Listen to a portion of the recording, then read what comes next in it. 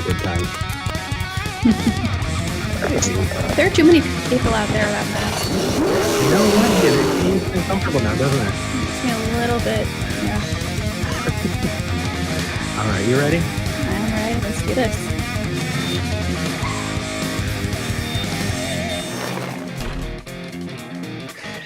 Hello and welcome to Talk Heathen! Today is June 21st, 2020, Season 4, Episode 25. I'm Eric Murphy. I'm Bianca.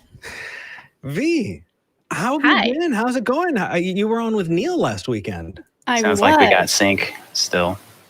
Thank you, sir. It was really good. It was fun. Neil's awesome. Definitely. Yeah. So I'm sorry, we just heard the crew through our earbuds. That was kind of a other people. What? Having Neil on was really, really cool. I was really, really happy to see the show. And I'm happy to say that one of the people who called in last weekend is called in this weekend. So we're going to be talking to them shortly. But very quickly, first, announcements. Mm-hmm. There are a few big ones. The first is, you see down in that lower third, there's a link now. Now, it's finally gotten worked out. Our crew is amazing. You can now call online from anywhere in the world. So we had that back when we were at the ACA, but we couldn't do that since COVID. We're back. And if you want to call in, you want to talk to us, you're a religious caller, there it is right there. What's up? Pretty stoked about that. Nice. Also, today's Father's Day. So for those of you dads or people who celebrate dads out there, happy Father's Day. I know I have a dad in Arizona that I'm thinking of. Dad, happy Father's Day. Let's see. Is there anything else? V, I know that you've been pretty busy lately. What's your? Are you up for talking about your projects or? Still in the works. I am sold a couple of merch pieces, which is exciting. I put together a merch store. I've got masks now with a cartoon version of my face on it. So if you want to be safe and have people say, why are you wearing this random person's face on your face? That's something you can try out. Very cool. Very cool. Okay. Yeah, it's still a work in progress. It's a lot of fun. I'm scripting my first episode. So my goal is to start producing independent content in July. I look forward to that. I'm definitely going to have an announcement in July as well. But as far as today is concerned, if you like what we do, you want to support it, please consider becoming a patron. If you do, we are going to thank you by name 2/3 of the way through the episode. You can go to patreon.com/talkheathen-to-me. That's patreon.com/talkheathen-to-me. I have it up on my screen right now, and I'm going to hit refresh 2/3 of the way through the episode and list off the top 5 names. So if you want your name read today, you go to patreon.com/talkheathen-to-me. We also have merchandise, and the merchandise is all linked below there. We go. Woo! Talk Heathen stuff. But with that said, I think we've shilled enough. I'm ready to dive into a call. How about you? I'm ready. Let's do it. One thing, we do have nonprofits in the Discord at 3. So if you're interested, it's not a show. They're just going to be in Discord chatting, having a conversation. So if you wanted to interact with the hosts of that show, that's going to be happening at the ACA Discord at 3 p.m. Thank you for remembering. Yes, absolutely. Okay, I brought Hadi up and then I muted him. Hadi, you're live with Eric and V. How are you doing today? Hadi? Hadi. Maybe I'm mispronouncing. Oh, well, we're having trouble hearing you. I'm going to pop you back on hold and let's see if our call screeners can help you out there. In the meantime, oh, really? Oh, we have an audience favorite here. Hi, Nindo. Nindo, hello. Hello? Hello. Hey, you're on Talk Heathen, man. What did you want to talk about today? Hello? Hello. Can you hear us? Hello? Nindo? Can't hear you. There's a chance Yes, that. hello?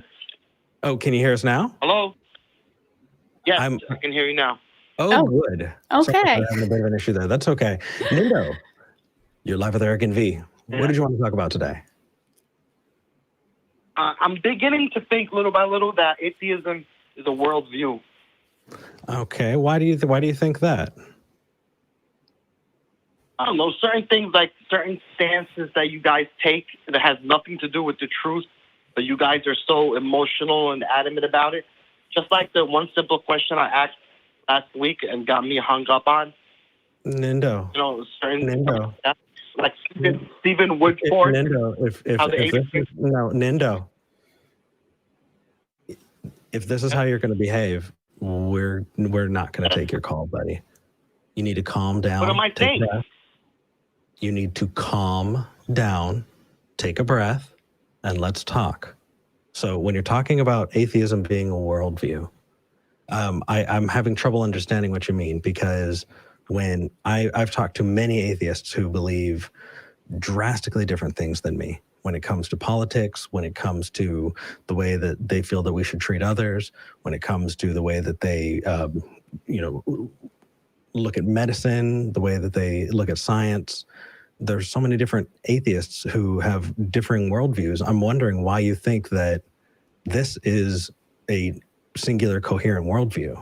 Is it just maybe the experience that you've had? Maybe you should meet more atheists? No, not only me. The way you treated one of your own, Stephen Woodford, just because he talked about transgender athletes. The way the ACA treated him, it was horrible. Yeah, that's not me. Nindo. Yeah. Answer my question. Okay. Were you listening, or were you waiting for your turn to talk?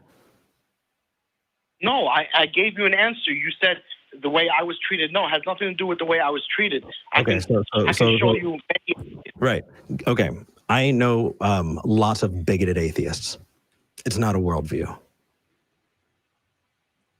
He wasn't a bigot. Stephen Woodford. That answer. I didn't say that. Nindo. Okay. I didn't say that about Steve. Steve is a person that I know, and I am not going to bring him into this. I'm going to talk to you. There are plenty of bigoted atheists. Bring me a worldview that atheism has. Okay. Let's go back to this, the gender and sexuality question. Cool. Look at secular sexuality. There have been atheists who are anti-trans, anti-gay, anti-queer community. I've met them. Okay, but I'm talking to you. You said we're talking to each other. To me. Okay, so if you're talking to me, I am not atheism. I'm an atheist. Okay, how many? I'm someone on a show, and you can ask me my opinion.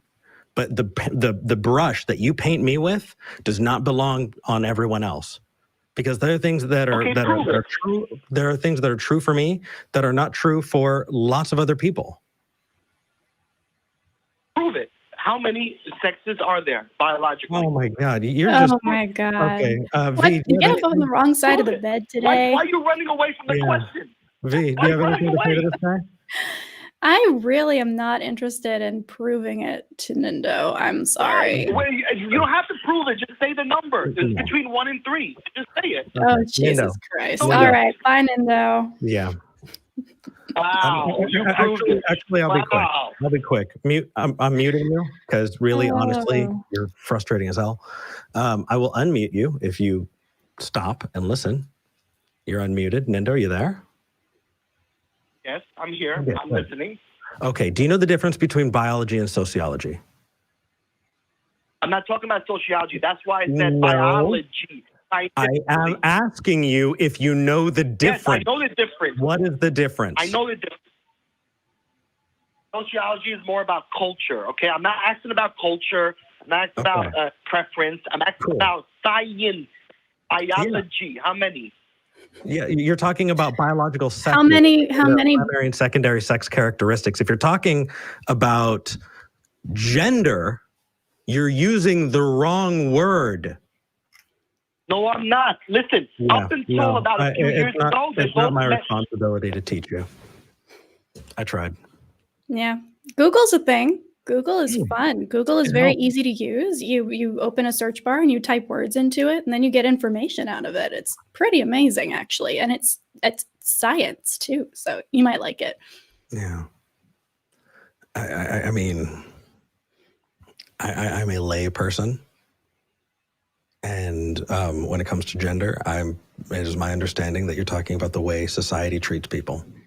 A sociological question, not one that you test for. And my go-to is bring me somebody who meets every qualification that you think meets male, right? Mm-hmm. Somebody who has the chromosomes matching, someone who has the genitalia matching, someone who has just everything you can think of when it comes to secondary sex characteristics. And if they look at you and they say, I'm a woman, you know what? They fucking are. So tell me where that comes into it. Also, take two people who identify as cis men, have all the characteristics have been tested, so they know for sure that they are what they say, and then ask them how they perform masculinity, how they enact their gender, and they're going to enact it in different ways. One might wear pink shirts, one might not. One might grow his hair out, one might not.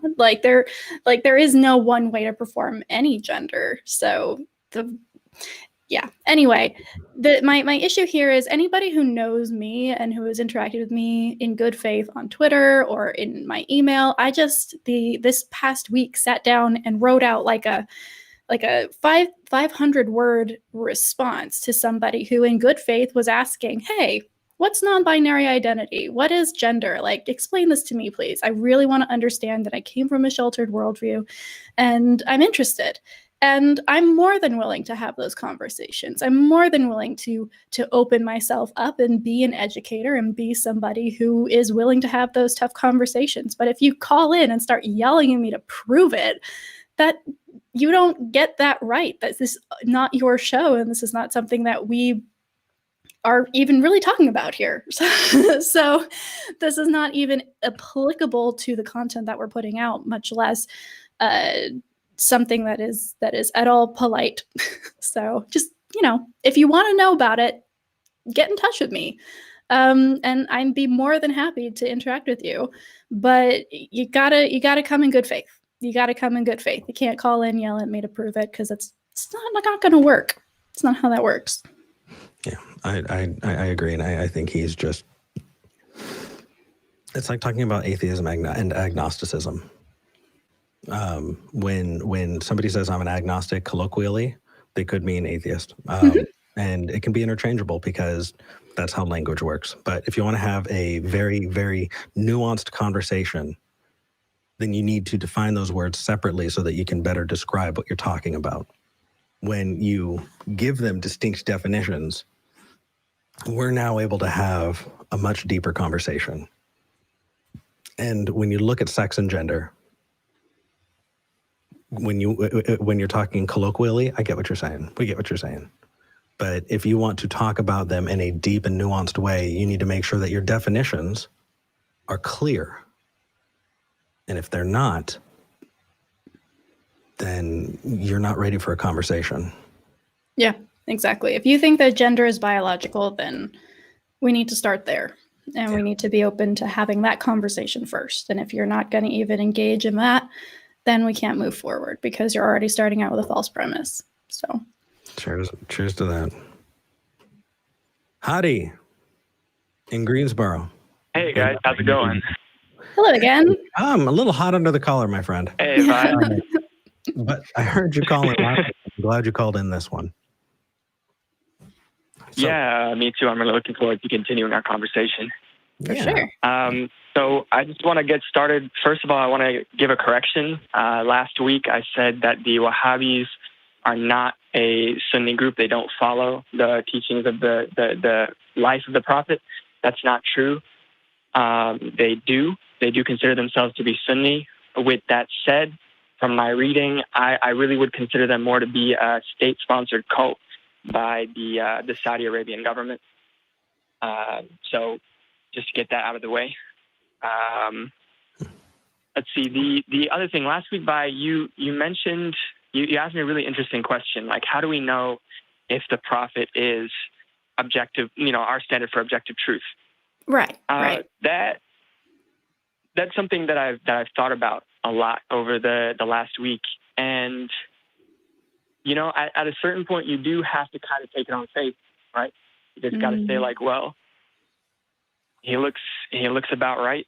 And I trust him. Can you enlighten me as to why we have to take it on faith? Because the way you've constructed that sentence makes me curious. So it's not, I found that faith is the best way to come to truth, and so I'm sure that faith is the best way. It's, well, at some point you just kind of have to take it on faith, which to me suggests that that's not preferable to you, and that maybe you're coming to the conclusion that you need faith because other forms of evidence haven't panned out for you. Well, for me personally, I look at the prophet that I know, and I look at the prophet that I was raised with, and he is a man that I admire. He is a man that, I see cultures around the world with my admittedly limited interactions with them. A lot of these cultures aspire to the same values that the prophet demonstrated very well. Okay. So that, to me, is the evidence. Well, so that's evidence of being somebody that you admire. I mean, if you say you admire somebody for a reason, then I'm going to listen. Okay, fine. I admire Bob Ross. Bob Ross was very chill, and everybody who watches Bob Ross tends to have this appreciation of, happy trees and beautiful clouds and calm voices and super chill. That's awesome. And there's a commonality there, but I don't necessarily look at Bob Ross as some form of ultimate truth. Well, I guess the question then is like, what exactly is the ultimate truth that you're looking for? I mean, on the one hand, I think of two things.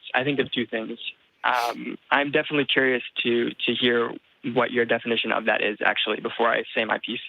Mm-hmm. Oh, Eric, I think you actually have a pretty good definition of what you consider to be truth. Yeah, absolutely. Something that is, I follow the correspondence theory of truth. Truth is that which corresponds to reality. Okay. If you're talking about ultimate truth, then maybe there's like an Avengers movie. I don't know if we need an ultimate. What does ultimate mean? I think that which corresponds to reality pretty well sums it up. Very good point. When I hear, ultimate, overarching kind of language, what I generally hear that is in religious terms, that there is some deity that has some greater plan. And you're referring to that. But, I mean, if you're talking to an atheist, obviously, we don't think that's a thing. And we don't think that it's really necessary. Yeah, I guess that's a good question for you then, Hadi, is what is ultimate in this sense? Like, what is the difference between just truth and ultimate truth? Okay. Well, I think then that the definition of God that I mentioned last talk as this kind of infinite, all-encompassing being, when you look at anything, that's a little piece of God. Everything else is just a tiny little piece of that same divinity. So in that sense, God is, in fact, the definition of truth. It is that which adheres most closely to reality, even beyond what models we're ever able to produce. Now, And so, correct me if I'm wrong, though, prophet, because last time we talked, you said that you didn't really care whether or not God existed. That wasn't really an applicable question. And I even got the impression that you maybe even dismissed the reality of God out of hand, as long as the religion itself was producing positive results in the world. So are you saying now that there is this component of you need to be sure that God exists? And are we going to get into whether or not that's true? No, I was more saying I think that for a conversation between a theist and an atheist, or two atheists, as it turns out, it doesn't really seem useful to have that conversation because we're just going to go around and around in a circle. And at the end of the day, I think such a thing exists and you don't. And there's really no way for me to convince you. right? You Actually, either that's believe or not you true. No, that's So- not true. don't. You don't think so? No. I mean, I don't think I No, can. I'm absolutely Honestly, I open. don't think I'm capable of doing it. And that's something that is an admission that I'm glad that you're saying, because I hope that sounds bad to you, because that sounds real bad to me. So can I offer you my model? And maybe that Say that one more time. Can I offer you my model for looking at things, and maybe that can help? Yeah. Sure. Yeah, sure. Apportion your belief of a thing to the evidence. Instead of looking at it in a binary way, true and not true, think about it 99.9% likely that is true, 0.001% likely that the other is true. That way, you can still behave in the world with confidence that's apportioned to the evidence that you have for it. So I have confidence that my car is in the garage. It is very likely true. I parked it there about an hour ago. 99.9%. Could somebody have stolen it in the last hour? Yes, which is why I'm never going to say it's 100%. I generally refer to that as the difference between capital T and lowercase t truth. And when we're looking for a capital T truth, unless we're talking about definitions, married bachelors and things like that, lowercase t truth is kind of what we want to shoot for. And so this is my view on it, that you have confidence levels in everything. And that's how you move through the world. And I think that maps, because I think that's how most of us behave, right? If I showed you evidence for a thing and brought down your confidence in that thing, you'd take another look at that and determine whether or not you still believe that X is true. Right. And in the same way, probably neither of us is going to get the other person from, absolutely doesn't exist, absolutely does. But we could maybe move that scale around a little bit in the middle there and bump you down from a 99.9 to a 99.5, or you can bump us up from a 0.001 to a 1.5 or something, right? So it's not an all or nothing game. This is a worthwhile conversation to have, because honestly, the only thing that I care about in this conversation is this claim, because if your God is real, then I will listen to what you have to say and take it to heart and probably be more convinced about your other points. But if all of your points end up going back to, well, because my God believes is like this, or because I believe my God wants this, but you haven't established that God exists, then all of your points are going to fall flat. So if your religion is built on your God and you're calling in to defend your religion, you have to get to that foundation first for us, because otherwise I don't really see a point to having conversations, right? Sure. I mean, honestly, I saw that same problem too of, what value does any of it have unless there is a God in place, right? That's kind of what I was trying to get around last talk, but I guess there's no way around those kinds of nitty-gritty issues. Yeah. But all right, let's talk God then. Okay. So maybe, how about this? Maybe I can propose some ideas for what such a God might actually be in the physical universe. And maybe they sound good to you. Well, hold on. Because if you're going to redefine God, I've talked to plenty of people, and you might win us, right? If you say that God is this glass of water that I'm holding, then I will believe you that God exists. But are you still talking about the Muslim deity, that God, or are you now talking about a different one? No, the big one. The big one. All right. That's all. That's what I'm going to call the Abrahamic God from now on. The Abraham God. Okay. Cool. Okay. So what you say you've grown up with this religion. In your religion, how is your God described? Well, does everybody agree on what that God is? Omniscience. Sorry? Sorry, go ahead. I said omniscient, omnipresent, and omnipotent. Those are probably the most useful descriptors, I think. Cool. Have you heard of the logical contradictions in those? I'm sorry, you cut out for a second. Sure. Logical contradictions. Have you heard of and looked into the logical contradictions of those claims? No, I haven't at all. Please tell me. Cool. For omnipotence, all powerful, could God create a boulder so large that he could not lift it?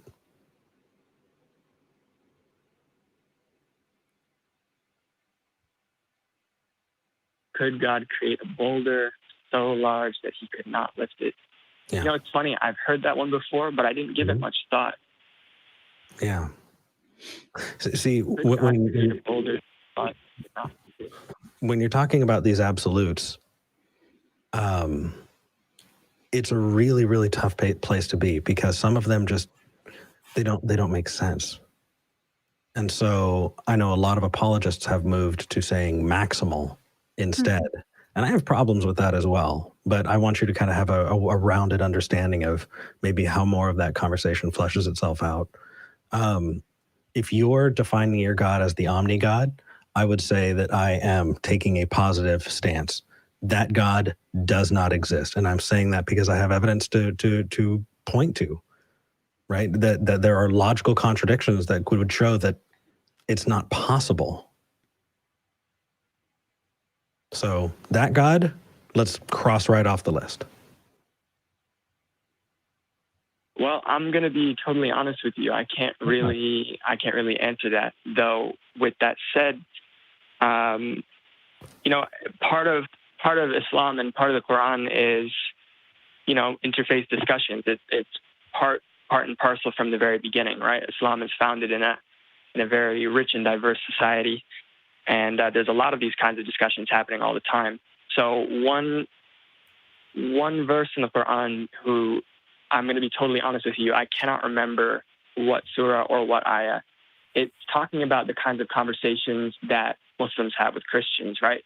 And so one question that we ask Christians, or that we are, you know, given as an option to ask Christians is, well, okay, you believe in a Holy Trinity with a Father, Son, and a Holy Spirit. Could the Father destroy the Son? You know, could the Son destroy the Mother Mary? Right. Could the Holy Ghost, right? Absolutely. And so with that said, it's a very valid question. Sure. Can someone split the moon?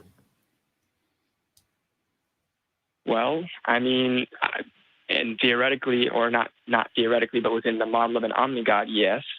But we already said that an omni-God can't exist. Or how about and that's stopping the sun in the sky, knowing what we know about gravity, knowing what we know about the way that we're positioned in the universe? Could you stop the sun in the sky? Could anyone? Is that possible? Me? Could Absolutely not. Well, that's because it's not in the sky. We're rotating around a giant ball of gas, light. Like, it is. Of course. you can't stop it because it's not something small that you're stopping in the sky. We are the small thing rotating around it. And yet, right. I'm pretty sure that your book says that that's a thing that happens. Well, then I'm going to be totally honest with you. I really cannot answer that claim. But what I was going with the you know, Christian argument that I gave you a minute ago is that the fact that Islamic scholars have considered the troubles that come with an omni-God suggests that there probably is an answer out there somewhere that we came up with, you know, 500, 600 years ago, and that's just been kind of hidden away, or it's just something that Americans like me don't know. So I would be very happy to go out and look that up and come back with a better informed position on that. Hadi, wow, that sounds amazing. Please give yourself more credit. We were not smarter 500 years ago. And it is not to say that. Absolutely not to say that. I just limit to what I can do. Well, the thing is, though, that there's just this sense of wonder. There's this sense of wonder that I had when I was young, that I could go to a library and I could find everything that ever, you know, everything about everything that we already knew, all of the answers. And I just needed to find the right book. And I'm excited to see you look. But if it's not there, that's okay too. Call back, because there's wonder to be found in a world that we still need to explore. Yeah. I think we can agree that there are logical issues with the idea of the Trinity. I agree with you. I think that the diagram that people generally draw to describe the Trinity is the reason that we dismiss that is because it is logically incoherent, right? Because A cannot equal not A. And so one thing cannot be equivalent to something that isn't that thing, right? And so that's kind of a good rule of thumb. If it is logically impossible, then it's very easy to say, okay, either this thing doesn't exist or my understanding of it is wrong. And so I hope you see that this is not we are holding your God to a different standard. I've done the same thing with the Trinity, and it sounds like you have too. So the idea of a triomni God is also something that is logically impossible. So either we don't understand it yet, or that thing doesn't exist. So certainly go and see if you can find something that makes you feel better about that claim. But yeah, like Eric said, it might not be there. And Christians also have this tradition of, well, someone came up with it 500 years ago, so they got it figured out. It's fine. We're good. We can move on. The answer's there. I might not know it, but somebody else came up with it. And that can be comforting, right? To think, oh, someone smarter than me a long time ago came up with it. The answer is out there. I just don't know it. But that's not really a good way to go through the world, is it? With anything else. And it seems like this is the most important thing in the world. And if it's true, we'd want to know that for sure, right? We couldn't just trust that the answer is out there somewhere. Well, you know what, y'all make some really great points, and I really respect that. And I've got to say that, you know, in Islamic scholarship, it maybe isn't quite what you think it is. The scholars of the past and of the present grapple with these kinds of questions, and I'm really confident that I'll be able to come up with at least something interesting to talk about. Awesome. So I'm really looking forward to that. I do want to see what kind of research you come up with. Perspective on God change. Definitely. Yeah, sure. And please understand that we are doing our best to be charitable here. And in doing that, we are giving you the benefit of the doubt on a lot of things. It has been brought up in the comments since your last call. Well, how come we didn't bring up really atrocious things that happen in the Quran? But where you're going, I think, is something that it doesn't matter what religion you're in. Mm-hmm. These questions that you're asking are important ones. And I hope you know that we do fully expect that you're going to look, and we do fully expect that people approach this honestly. And a lot of us can say that we know that because we were those people.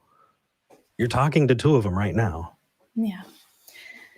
So before we let you go, Hadi, I do want to ask you one thing, which is, let's come up with a hypothetical where you do some research into the scholarship that you go to for these answers, and you come across no good reason that countermands the idea that a triomni God is illogical. Would that knock you a couple degrees down that peg in terms of whether or not it's true? Is this something that, if we were able to dismiss, would that affect how you see the world and how you see your God? Or would you find something else to bolster that faith? Because ultimately, my concern is that a lot of the time people call in, and I'm not grouping you with everybody, but people call in with an argument.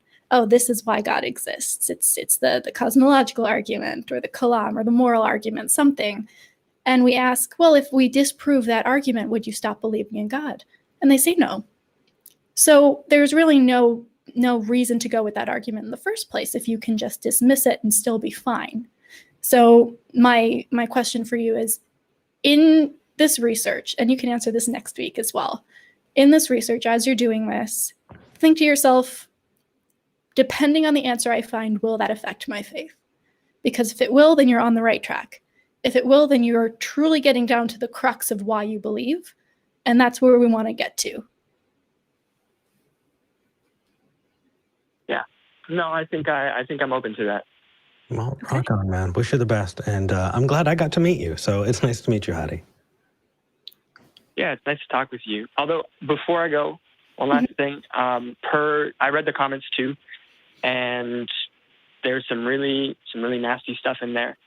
I would just say that per those atrocious verses in the Quran, 99% of them are taken bold-faced out of context. And if you read the preceding verses, I swear to God, man, having read the damn thing, it's pretty easy to take it out of context.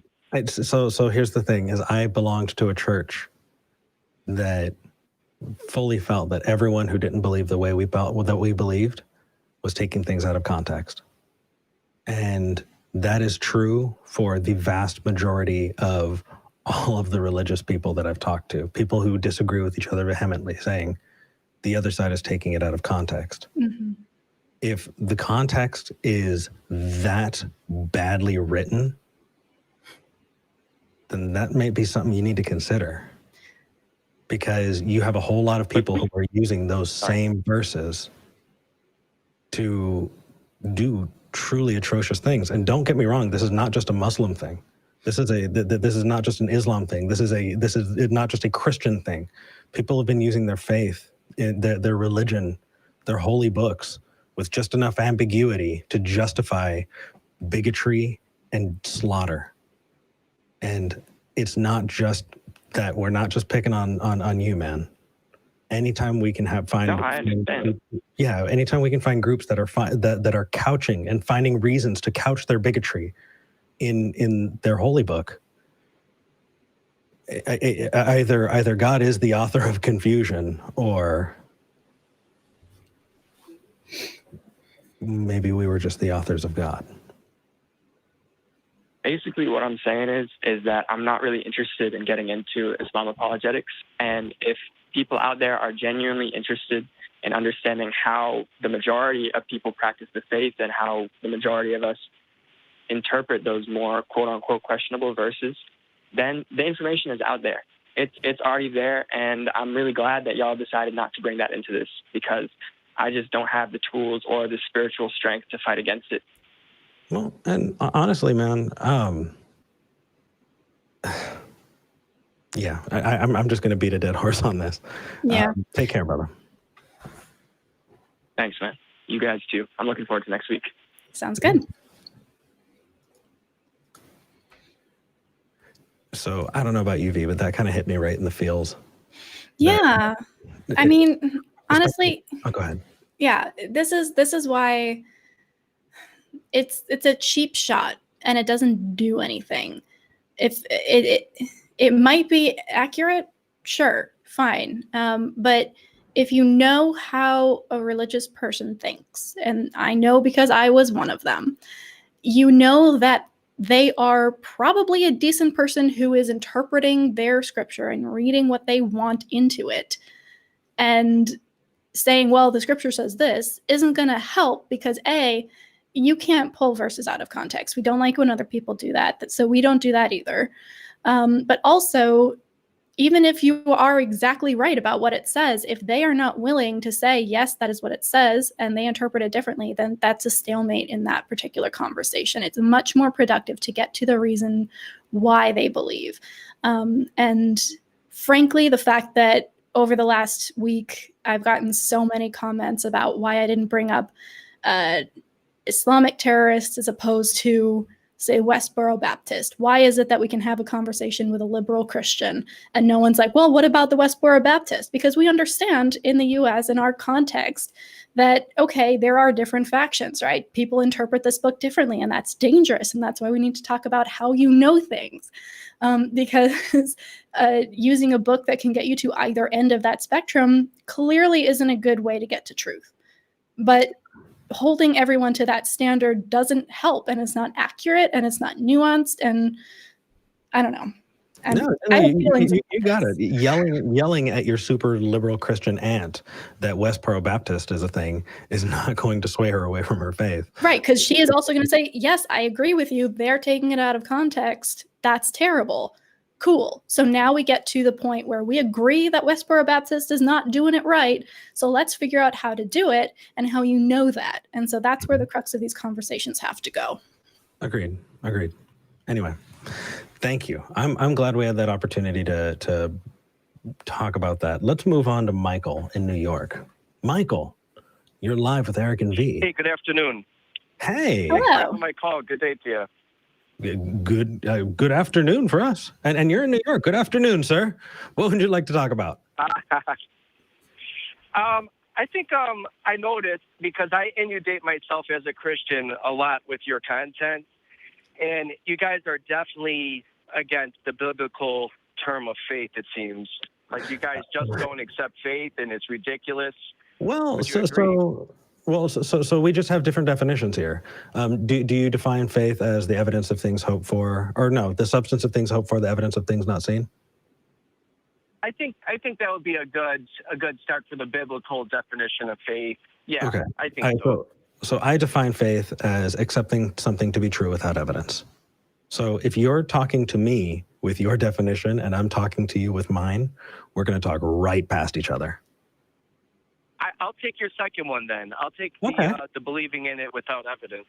Okay. So if we're using my definition, is faith useful? Yes.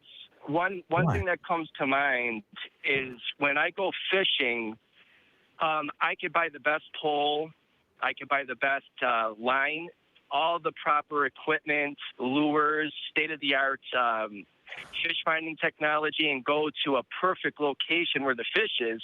I throw that thing into the water there.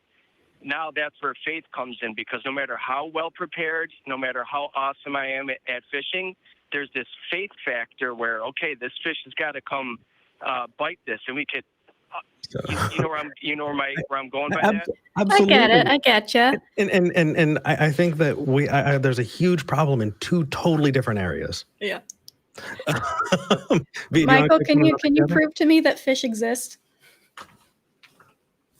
Yeah, I could demonstrate to you fish exist. How would you demonstrate that a fish existed to me? Let's pretend that. Whoop. Let me roll up this window here. Oh, I thought you were humming to us for a second. That's new. That was a motorcycle. I'm sorry. That's okay. So say we were not in separate states and you wouldn't have to mail me a fish. How would you demonstrate to me that fish existed?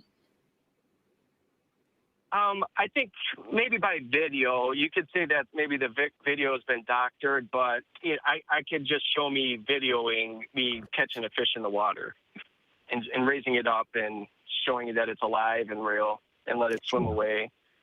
You could take us fishing. Yeah. And you talk about fishing pole and like a fishing spot. That sounds like you have tons of evidence. And yeah, for sure. But let's zero in, because there's another side of it, and that is, it sounds like you're talking about hope. When you're talking about faith on the evidence piece, I think that V clearly, show us fish. We have evidence of fish. But the other is hope. You're hoping that they'll bite. Do you hope that God exists? Right. Well, that's going to come to my second part of the argument here with placebo effect. Okay. I think I might have went up because I'm taking two definitions. Now I'm going back to the biblical definition, because with the placebo effect, if you have that faith and belief in yourself, first of all, like the Bible in ancient times was talking about having faith, and you can move mountains and cast it into the sea and do amazing things. And then now with sugar pills, we're seeing the power of faith and personal belief and hope in yourself and what it can accomplish. It could speed up healing, recovery, and a whole plethora of other things. I mean, okay. So let's talk about the placebo effect then. So we've agreed, first off, before we move off this topic, about faith, the way that we use the definition. One of them. I believe I went off it a little bit, but yeah. No, that's okay. That's okay. I just want to make sure that we're kind of tying that, that way there are no loose ends. So we talked about hope, right? Faith is not hope. You don't hope God, and you were hoping that fish would bite. And evidence is you don't have evidence that fish exist, or you don't have evidence. You don't have faith that fish exists. You have evidence. You have evidence. You have belief based on evidence. Right. Unless you can go somewhere and buy a fishing rod for God and tackle for luring gods into your net. There's a good God catching spot. Yeah. Like you see how we're picking apart the distinction a little bit here. Where, I understand where you're going with that, but they're not equatable, right? They're different things. On the one hand, we know fish exist. We know how to fish. We have tools that help us to get the fish and then to eat the fish. And so that's not necessarily no evidence. Whereas with the God claim, yes, we might still have faith that maybe God is out there, but we don't have those tools. We don't have that body of evidence to prove that those things even are possible. So you see where we're Right. finding that distinction? I think a final point that I can make is, in my personal experience, I think that's my anecdotal experience. What I've noticed with faith as a small business owner, if I go into work, say someone made fun of me and just said a whole bunch of mean things and broke down my confidence, I go on the phone trying to sell a product, everyone's going to say F you, and they would hang up on me one after another, no matter how hard I try. But when I get that inner faith in me and I believe that I'm a millionaire, even though I'm not, it's kind of delusional, but it's a healthy delusion. Michael. Like, I'm successful, and then all of a sudden, when I think like that, I swear to God, the fish start biting. Michael, do you cold call? Is that a personal experience of yours? Yes. I did too. Yes. I did too. It was the worst job ever. I'm so sorry. Horrible. This is rough. And I will tell you that a lot of the people who came in thinking that they were hot shit, a lot of them didn't do great. In my personal experience, I didn't see a good correlation between those things. And for me, I hustle the most when my back is to the wall. I hustle the most, and I wind up working the hardest when I'm in a corner. That's not true of everybody, but I'm just bringing that up to say that the point that you're making doesn't really follow in a way that we can all take something from it. We're learning about Michael, and that's fun. That's great, but we're not learning about a truth about the universe or the world there. Yeah, and I'll give you that. And I think another thing that comes to my mind is when you're dating, if you're gay or straight, if you're approaching someone with the inner faith in yourself that you deserve the best, I think that you tend to get better results despite your appearance. And if they call it having game, if you have game in your confidence, you have game. Oh, that's so pickup artist. I remember that. So Michael, is that God then? Are you saying that God gives you what you imagine you deserve? No, I think that's a bit. I think it's kind of like a biblical principle of utilizing faith in today's day and age. Okay, so you're saying that the way the Bible talks about faith is really just the law of attraction. Yeah. I studied the Secrets, and then I read the follow-up book, The Power, and I guess that's kind of what I'm talking about. Yeah. Okay. The law of attraction, V. Apparently. Yeah. That's going to be a different talk we're going to have.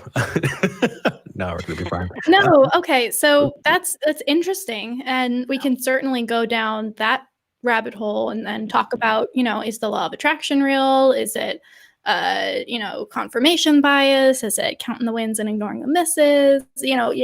What kind of bias.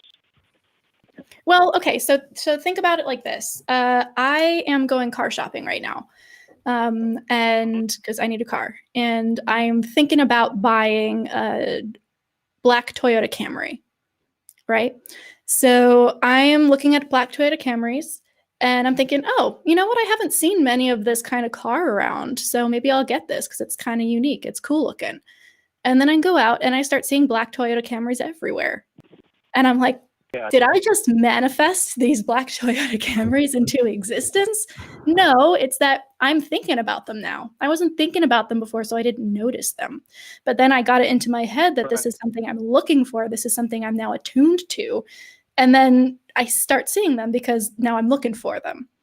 So in that kind of way, I think a lot of the law of attraction stuff is similar to that, where, yeah, it's helpful if you want to put your mind to something and then attune yourself to it and say, hey, I'm going to pay attention to this now. I'm going to pay attention to ways to make money.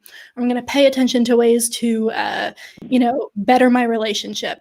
And then you start noticing them. That's great, but that's just your brain doing shit. That's nothing mystical. Right. I think the counter argument, even going against myself here, the response to that is just probability working its magic. There's nothing mystical about it. This is just probability showing its magical hands. There's nothing divine about it. Michael, it sounds like your audio is we're having some serious trouble. I'm having some trouble hearing you. But I'd love to hear you call back. Definitely what I would ask for you to think about, and before you call back next time, is it sounds like you're adjusting your definitions of God kind of further and further from more traditional God concepts. And hey, Eric, can you hear me? A little bit, yeah. Okay, well, real quick before I go, I think like a counter argument to that is just probability showing its magical hand. There's nothing mystical about it. By using the Toyota Camrys that you're looking for now, that's just probability at work. But unfortunately, we don't have the scientific formula for that. So it could be that, or it could be mystical. This is just something that we don't know even. But I will say this, most likely the evidence points to the confirmation bias, but not with 100% certainty. I entirely agreed. Because we can't have... Yeah, fair enough. Yeah. Okay. Yeah. Take care, Michael. Thank you. Yeah, it started to degrade. The audio. Yeah, I hope he's not cold calling on that phone. Might be part of the problem. Sorry, that just made me think of the old Disney Sword in the Stone movie when they turned into fish. Oh, yeah. The bubbles coming out of their mouth. All right, I think it's about time to thank our top 5 patrons. It is amazing that y'all are able to do this. And a big reason why we're able to continue to have a crew that puts all of this together. We now have a link that you can click on to call from anywhere in the world to talk to us. We're doing this, and people are working really, really hard, and a lot of it is because of your help. Thank you. For those of you who can't afford it, totally understood. Like, subscribe, share this out. Right now, there are over 2,000 people watching, but only 200 likes. Hit the thumbs up button, please. But if you can subscribe, like and subscribe, if you can become a patron and go to patreon.com/talkheathen to me, you can be one of our top 5 patrons. Our top 5 patrons today are, I'm hitting the refresh button. That's a cool name. Desert Heathen, Bethany P., The Barefoot Gardener, Ward Kipling, and Charlotte Crum. Thank you. Thank you for your continued support. We will endeavor to continue to use that to the best of our ability to put out great content, to help problem solve as we're working through these technical issues, and continue to move forward in the mission of the ACA. Thank you. Thank you, guys. Yeah. All right. You ready? I'm ready. Okay. Let's talk to... Ooh, we have an anonymous caller. Ooh. Yeah. No, I'm sorry. The phone number was anonymous. Martin in Ecuador? Martin? Hello? Hello. Can you hear me? Yeah. Yes. Yeah, I'm calling because I'm confused. Okay. Maybe we can help. I don't know. What's up? Well, I've been an atheist for most of my life. I'm 57. But for the last 10 years, I've been watching the Atheist Experience and Matt and all the guys there and then your guys' news program and listening to Atwell and Ellis, that Ellis guy and I mean Hitchens. I'm more confused today whether Jesus really existed or didn't exist or whether the Romans started it. You guys listen to this stuff every single day. Do you got any idea what's going on? It's So here's a mess to me, right? Well, so here's my take on it, man. Yeshua is a name that existed at the time. So was there somebody named Yeshua who lived at that time? Most likely. We also know that there were apocalyptic prophets or apocalyptic rabbis that were peddling different ideas around at that time. Just in the same way that we talk about the Second Great Awakening in the United States. You have people peddling, their versions of religions and things like that. And so to have an apocalyptic, subsect splitting off, those things, okay, all those things are reasonable. Even if we granted that the leader of that group's name was Yeshua, who cares, man? I mean, really, the thing that we care about is the miracle claims. We care about whether or not he walked on water. We care about whether or not he died for your sins, and multiplied bread and fishes and healed the sick and resurrected after 3 days. Those are the things. I know you. I understand what people believe, but who cares? To get down, will we ever know exactly what happened? Back to 2,000 years ago. Dude, I don't know what happened this morning. I'm just talking about it in my own life. But I listened to all these theories of what happened back then, and they're funny stories, I think. And then, I listen to Yuval Harari and how humans like to create stories, and whether you're opening up a business or whatever you're trying to do, you need to get enough people to believe in you, to follow you. I guess that's what you're doing. Get enough people to follow you to help pay the bills.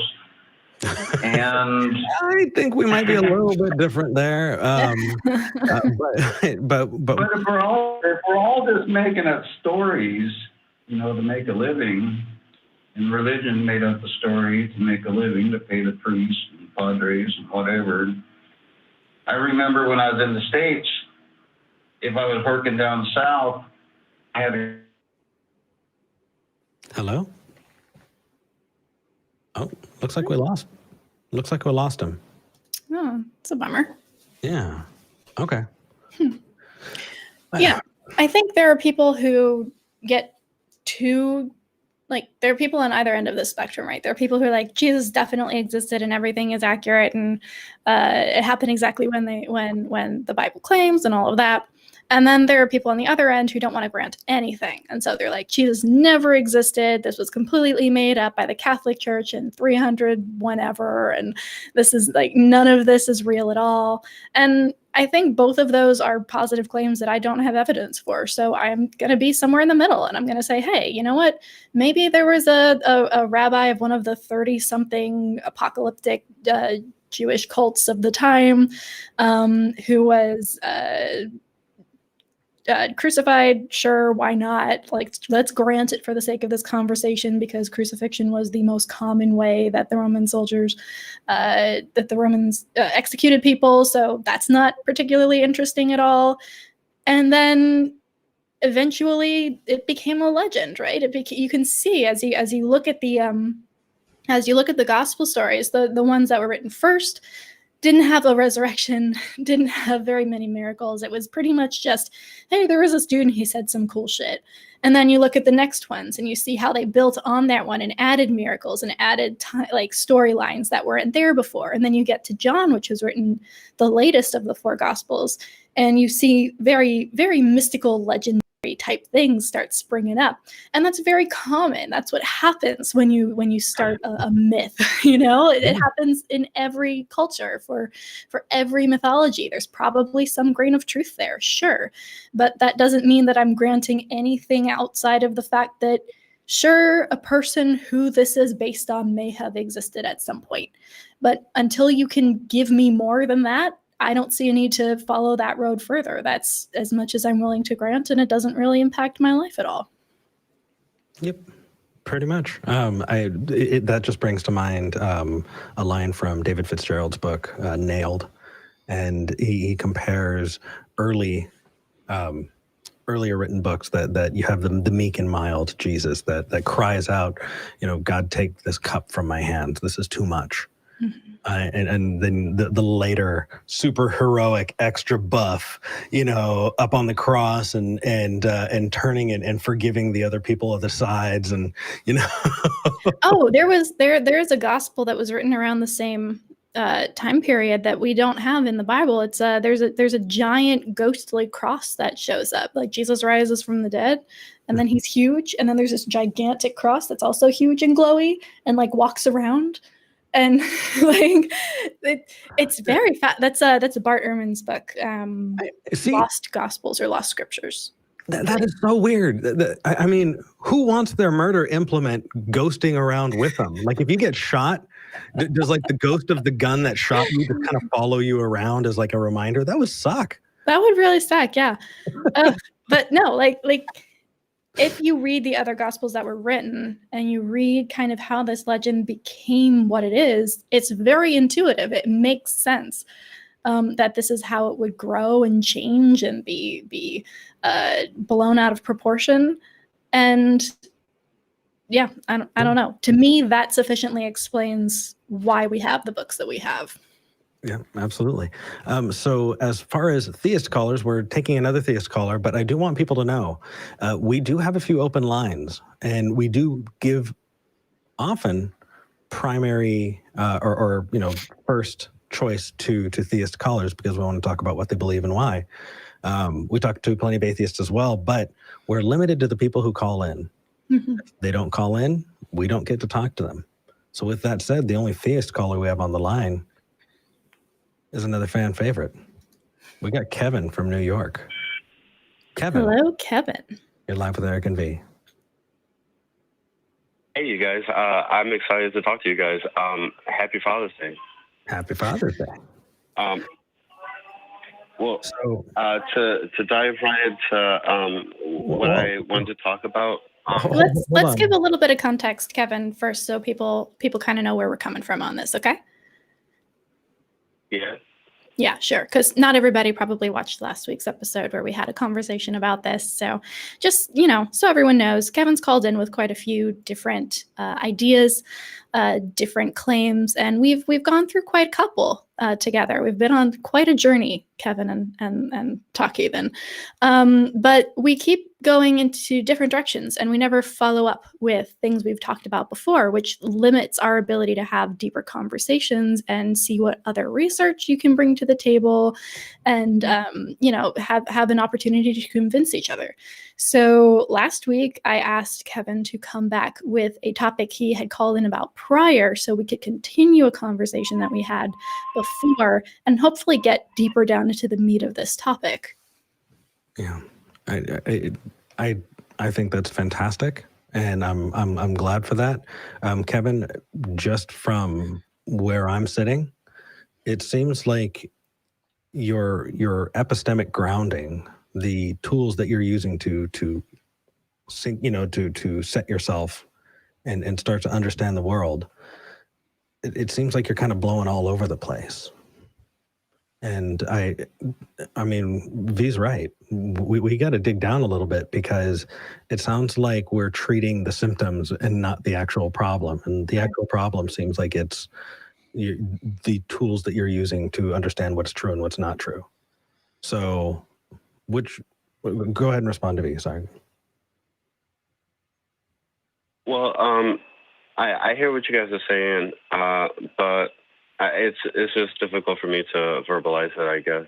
But I did promise to talk about what we discussed before, and I decided to talk about what I first called in about, which was the Book of Enoch and the concept of black holes within that book. Okay. Now, but even before talking, go ahead. Yeah. But even before talking to you guys again, I went back over that very same subject and tried to see where I went wrong, and I'm still at the very same place that I was. Okay. Now, did you rewatch did you rewatch the call that we had, the conversation we had about it? Yeah, I did. Okay. So, And we just didn't make any dents at all. No, I wouldn't say that at all. But it's just that even what I was saying on the last call, I realized that there are things that I missed out to make a deeper connection to what I was saying, and trying to make it more understandable for anybody listening. Okay. So let's approach this. Let's talk about black holes. But I'm warning you that the questions we're going to be asking about these black holes is less about, okay, we're probably going to take it in an epistemological bent here and ask you how you know, what kind of research you did, why you trust that research, and all of that kind of stuff. So let's get into this, but no, that's kind of where I'm going to be coming from, at least. I'm going to follow a little bit. I actually did some research on a different call that you made, and I would love to chat with you a bit on it, but I don't want to pull away from the one that you two are having right now. So go ahead. Oh, all right. Well, not only am I a believer, but I'm a science geek too.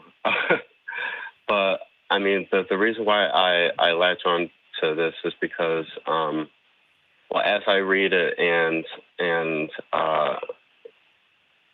I keep in mind that the very concept of what I'm reading is the scientific description of what I think is a black hole in the Book of Enoch. It forms a strong argument for its inspiration, and what I mean by that is, there are three loosely related chapters within the Book of Enoch that describe Enoch and angels gradually seeing a black hole from a distance and gradually getting closer to it.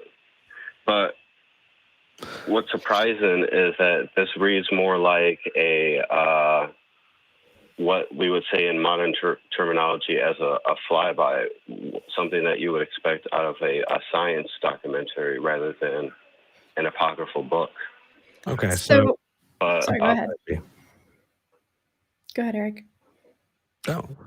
So I don't know what science documentaries you're watching, but if science documentaries are taking into account angels and what the angels experienced, you were watching some really weird science documentaries.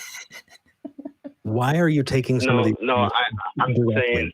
Tell me about angels. Why would you read a book and think it's true if it's talking about angels? You're shoehorning in the idea of angels. Why do we care about angels? Why should we even talk about any of these things when you're bringing them up in the context of things that we don't follow you on?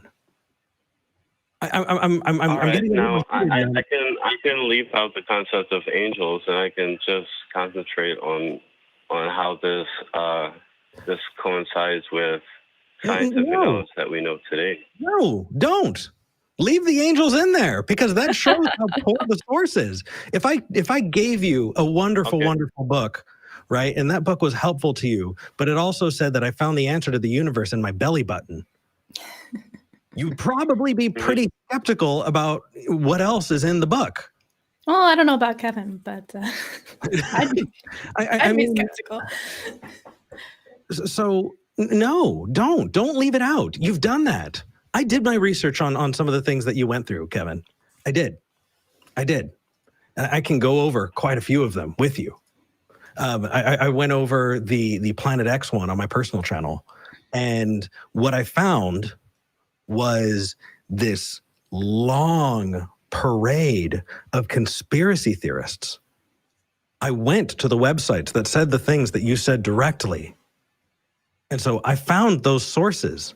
How in the world do you find somebody with big pictures of green aliens talking about alien conspiracies to be the source of the thing that you're finding to be true? I mean, the guy who talked about the Planet X hypothesis got it out of the Bible code because he thinks that there are secret hidden messages in the Bible. Did you know that? Well, yeah, I hear what you're saying. And, yeah, I hear what you're saying. Because, I mean, something that I even heard, because I was listening to the Atheist Experience before, and Matt had said that there's a lot of texts, especially in the New Testament, that borrow from one another. But even as I go about researching what I research, I take that into account, and it still forms a strong argument for its inspiration. Okay. And what I mean about that. So can I ask what constitutes a strong argument for you? How do you determine a strong argument versus a weak argument? Well, that's why I was trying to concentrate on the concept of something that we take as very scientific today, such as the concept of black holes. So if a scientific concept is included in the argument, it's a strong argument by default? I don't know what you mean by default, but Well, I asked you whether or not, I asked you what made a strong argument, and you said, well, the argument that I'm giving you now is strong because it talks about black holes, which is scientific. And so I'm asking, does an argument that talks about science in some way automatically become a strong argument? Is that what makes an argument strong in your viewpoint? Yes, because we can then work these things out for ourselves and to see if they're really true. Okay, so are you doing the footwork, Kevin? Well, yes, you are. I believe so. So the one that I've got right now that I have off the top of my head is Planet X. Do you remember why you brought up Planet X? Do you remember why they are talking about, like, as in they being some grand conspiracy? Who is they who's talking about Planet X? I don't know about the they. But okay, so where do you get Planet X from at all? Well, this comes from the background knowledge that planets such as Uranus and Neptune were mathematically predicted, and they're going about using the same tools for predicting the existence of Planet X. Not true. It was Neptune and Uranus. It was talking about the orbit of some of the, I think they're the moons. Either way, there was something that was not accounted for. And it was hypothesized that it could be a planet that messed with the gravity there and caused things to be the way that they are. That was hypothesized in the late 1800s. When we got better technology, we found out that there was no need for that hypothesis. It was gone by the time. And then in 2014, there was another Planet X. Right? The other Planet X is essentially it's in a very, very wide orbit. And so every 80 or so years we can see this thing shooting by. I don't think we're adding it to, and there are chances that there could be more. Neither of those things are orbiting around a sun, which is what you called about. We don't have a rogue solar system orbiting our solar system. And if you had done 5 minutes on Google, you wouldn't have wasted our time with that. So why? Are we your Google, Kevin? Because you say you're doing research, but I haven't found a thing. How did you research it and not find that out? Well, I don't know how to answer that. I mean, I'm sure you don't. Planet X, I hate to throw more something that you would consider as conspiracy theory your way, but I'm sure modern science wouldn't go as far as to admit the existence of something like Planet X, because then it would get people. Bullshit. I'm staring at a Berkeley National Laboratory paper that was published in 1984, talking about where that sun, the rogue sun hypothesis came through. That was science. It was co-opted by conspiracy nonsense that you found on the internet. Are you going to? Are you actually? Do you know how to research? V, I'm sorry. I don't believe everything that I research. I'm not academic, but I feel like we have an obligation to the viewer not to waste their time. And Kevin, are you wasting hours by not researching things that you call in about? No, not at all. I mean, I researched thoroughly the exact same subject that I called in about. Okay, well, so I'm looking at this right now. And by the way, this one in 1984, that was the, what was it called? The Nemesis hypothesis? Was proven as well. If there was evidence, we would have been able to track it a bunch of different ways. And because the pieces that we were looking for weren't there, we were able to discount that hypothesis. Here's bringing it up. Can I cut in real quick? Please, V, go ahead. Okay, Kevin, I think the issue here is that I believe that you do a certain amount of research. I believe that you come up with something, you hear something in a video, you read something online, and you're like, oh, that sounds interesting. I'm going to look into that. And so you start looking and you find a source here or a source there. And that's called Googling, but that's not necessarily what we mean by research, okay? So research requires that you not start with the assumption that it is true or false, and that you make sure that you are looking at all of the evidence you can possibly get on the subject before you start making assumptions about whether or not something is true. So I think that you did do a certain amount of research for Planet X, for the Book of Enoch, for all of these. I believe you. But I also think that when we talk about do research, we don't mean go find another source that supports this. We mean go find a source that doesn't support this and see if you can disprove it. And see, did you Google while you were researching this, or while you were researching Planet X, did you look for sources that were disproving your idea, that would discredit the people that you were taking at face value? Was that part of your research process?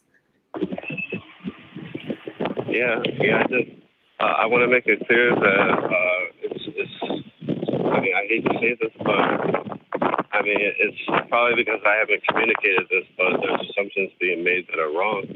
Because I have researched things. Kevin, we can't hear you. You're like walking into the wind, and we're losing you. Oh, sorry about that. If we're on your earbuds, then it's rubbing up against your shirt or your jacket. Yeah, something's happening. Yeah. Hello? Oh, yeah. I'm on mute now. Yeah, I'm popping you on mute. I didn't have to. Looks like the Kruger's just like, it hurts. Yeah, a good rule of thumb is to make sure you're not in a position where you're like your earbuds are like rubbing on your shit, because it's gonna ruin the call. No, and here's the thing though, like, and this is something that I took to heart. Somebody in the comments actually said this the other week. my go-to is, hey, looks like you didn't do your research. Go do more research and get back to us, right? And to an extent, for certain people, that's useful, that's helpful information. But a lot of people don't know how to research and don't know what that means. So when I say do research, when I say this doesn't cut it, these sources you're bringing me are not convincing, I'm not telling you to go find a better source for your argument necessarily. What I'm saying is, I think you may have come to the wrong conclusion. Go look for sources that discredit or do their best to discredit the claim that you are making and see if it convinces you.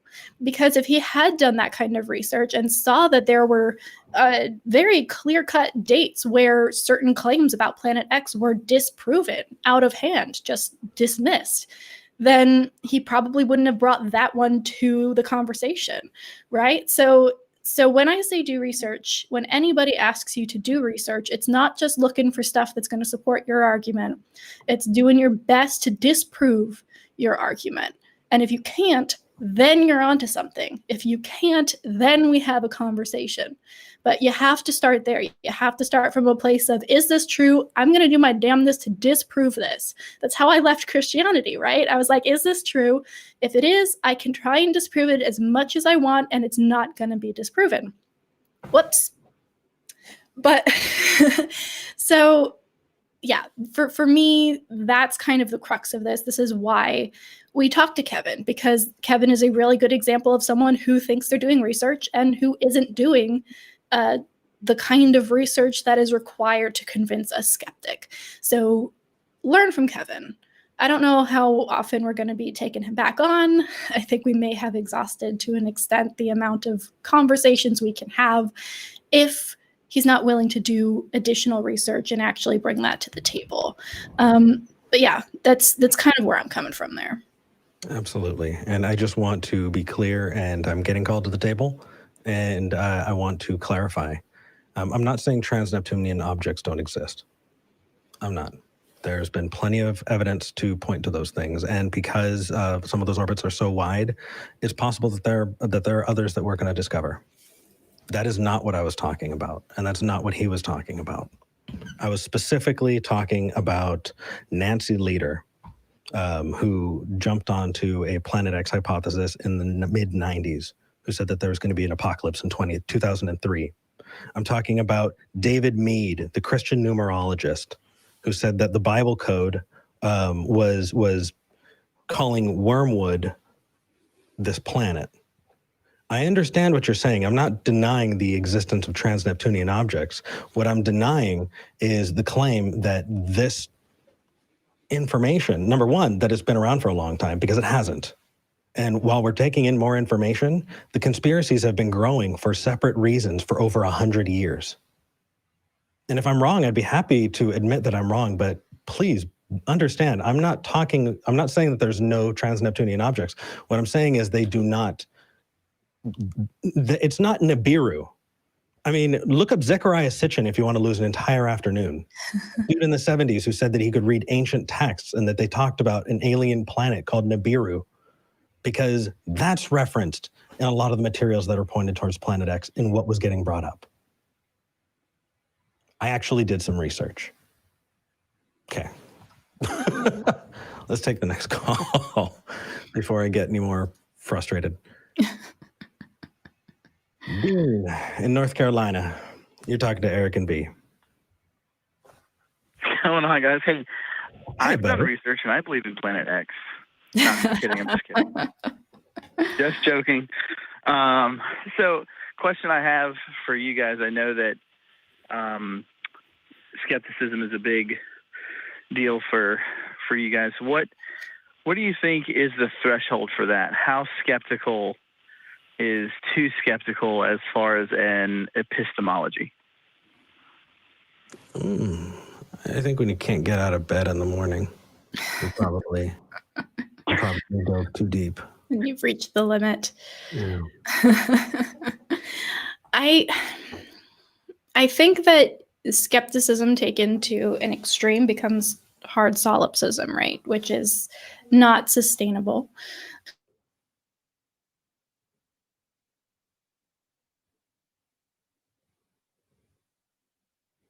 Agreed. It looks like V, we lost you. We lost your audio. I'm here.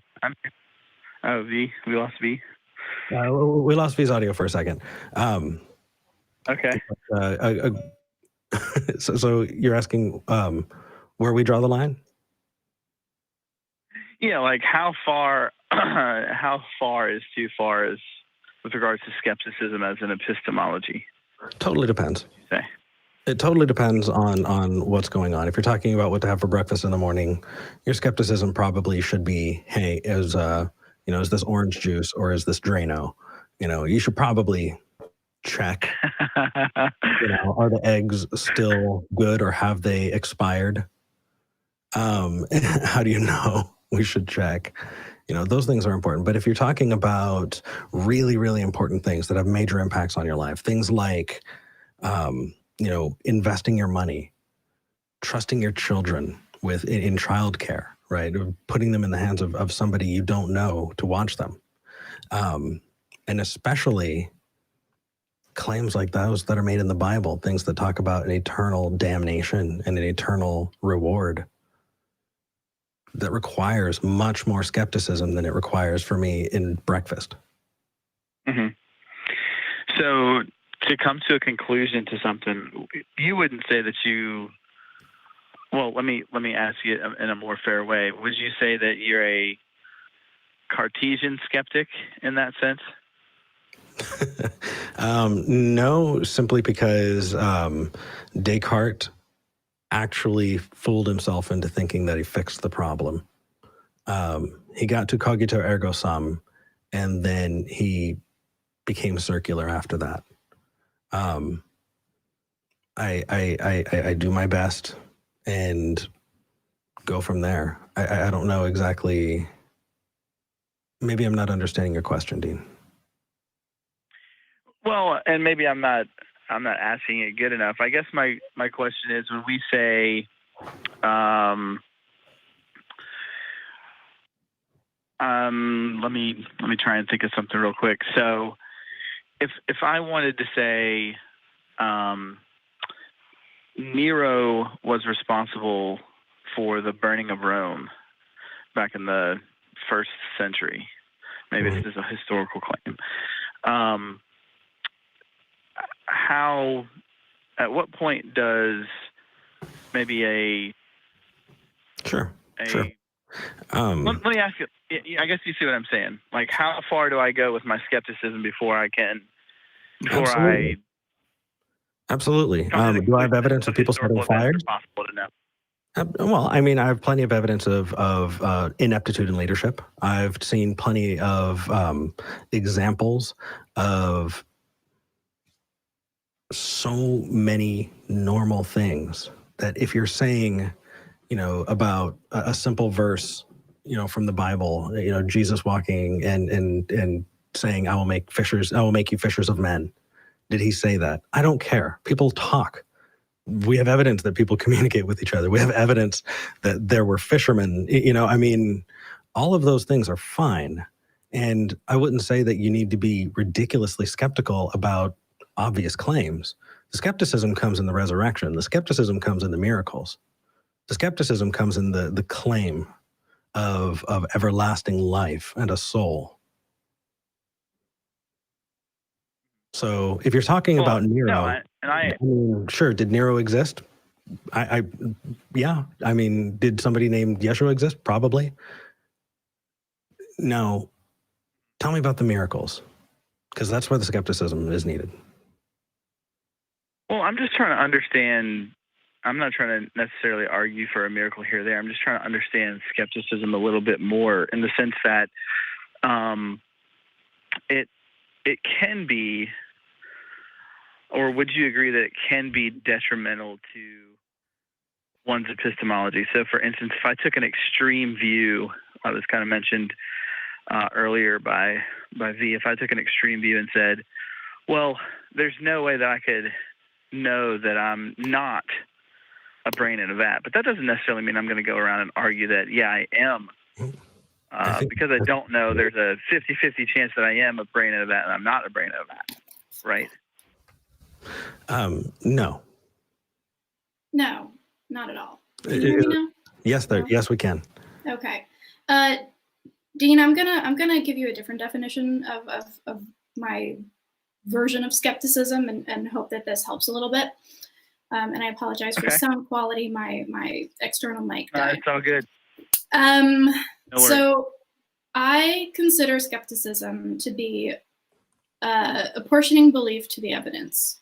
And I'm going to add on to that and its impact on me. Because we can be skeptical about things until they're proven or sufficiently supported. But we also have to be reasonable about what we're actually researching, right? And how we're spending our time and what is necessary to know and what is not. So I could say, I think that Nero burned Rome. I learned that. I'm not 100% sure that's actually what happened, but it doesn't impact my life. So I'm going to choose to spend my time researching things that do impact my life.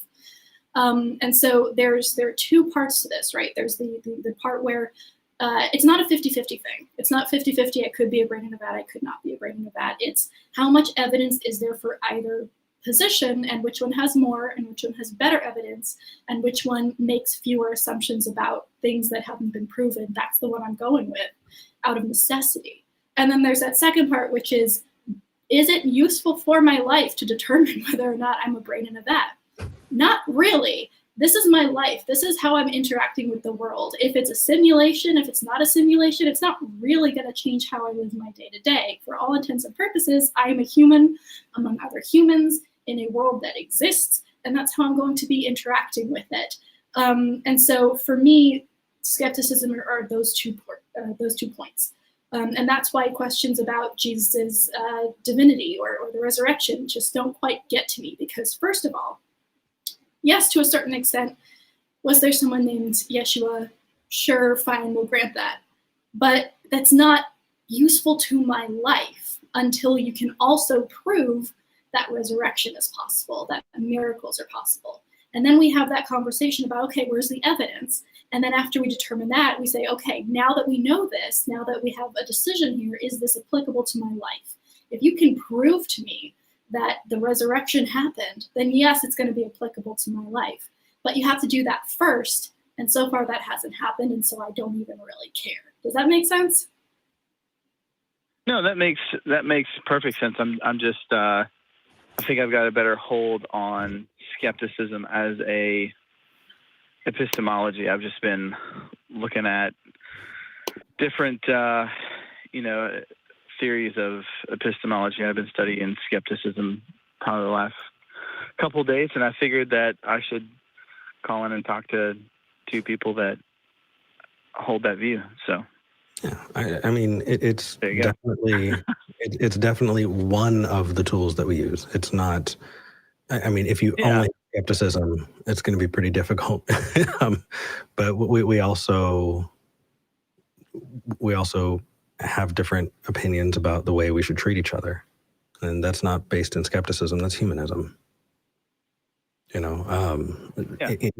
that way, it's one of the tools. It's an important one, but it's not the only one. Otherwise, you're going to wind up with, I think, where you're at, which is, if all you have is skepticism, how do you get out of bed in the morning if I'm not a brain in a vat? It's way too specific. It's way too it's hyperbolic. Right, and there's also something to be said for using terms colloquially and then using terms in the philosophical sense. So in the same way that atheist in the philosophical sense may mean a positive non-belief in a God or positive belief that God does not exist. When you meet most people and they say they're an atheist, what they mean is they aren't convinced, right? That's what most people mean when they say that. And so the same thing goes with skepticism to an extent. As a philosophical concept, it's useful to a point, but then, as with all philosophical concepts, you get to the extremes and it becomes a little bit untenable for real life. So there is the philosophical definition of skepticism, which I'm aware of and which helps inform my worldview. But when I say I'm a skeptic, I mean it in the colloquial sense most of the time. So mostly when I say that I'm a skeptic, I mean what I laid out earlier, that I apportion my belief to the evidence and its impact on my life. And I use that to look at the world. But yeah, it's worth noting that you can look at the philosophical definitions of these things to a point, and if we're having a philosophical discussion, that's awesome, and I would love to get into that. But when we're on the show, when we're talking about being atheists, when we're talking about being skeptics, it's more of a colloquial definition that is broader and a little bit less technical, if that makes sense. Touche, that makes sense. I've got one more question, and then I'm out of here. Do you believe that androgynous cats exist? I've met one. Fully. I can prove it. I've got a merch store. Well, I'll head out of here. It's always a pleasure talking to you guys. You're awesome. Keep rocking the show, and it's the best one on air. So take care. Take care, brother. Thank you, Dean. Fun story. Dean and I are going to be. Dean invited me onto his show. So we are going to have a couple of episodes of me talking with Dean on his Daily Apologist podcast coming out, I believe, in July. So. All right. Yeah. I look forward to it. Very cool. All righty. Let's see here. You know, I'm kind of the planet stuff. It's just still in my brain. But that's okay. Look, if I haven't said this recently, for all of you who are watching, I know this was a tough time, and it's been tough for me too. It's been very tough, and this has been a touchstone in my life to be able to feel normal, to feel connected with you guys. V, that includes you. Crew, that includes you. Can we look at the crew cam? I've got to tell you, I miss you guys. There they are. They're the ones who are working so hard to make this happen. They are all over the place, but they're at home and staying safe. And my goodness, I miss you guys so much. And it's awesome to see you, and it's awesome to have this opportunity to connect with you. But this means so much. And I know that it means a lot to other people, but on this side too, it means a lot. So thank you. Thank you. Right back at you, man. V, you ready? I'm ready. Let's do this. All right. So whether you believe or not, if you're putting yourself out in harm's way, if you're protesting, if you're working in a hospital, if you're stocking groceries, you're doing your part, and we're going to keep doing ours. Thank you. For those of you who don't believe, we're still building that community. We're right here. We haven't stopped. That's right.